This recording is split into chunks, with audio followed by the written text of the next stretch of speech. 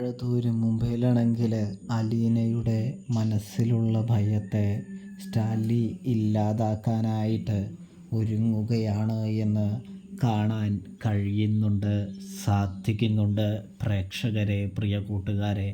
സത്യം പറഞ്ഞാൽ നമ്മുടെ അലീന വളരെയധികം ദുഃഖത്തിലാണ്, സങ്കടത്തിലാണ്. അതിനുള്ള കാരണം റീത്തയാണ് എന്നുള്ള കാര്യം സ്റ്റാലിന് അറിയാം.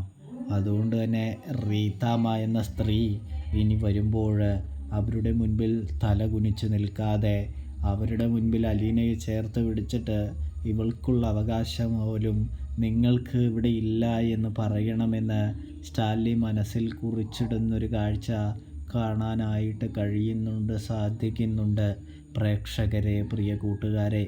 അപ്പോൾ റിവ്യൂ ഇഷ്ടപ്പെട്ടാൽ ചാനൽ മറക്കാതെ ഒന്ന് സബ്സ്ക്രൈബ് ചെയ്ത് സപ്പോർട്ട് ചെയ്യാനായിട്ട് പ്രത്യേകം ശ്രദ്ധിക്കണേ.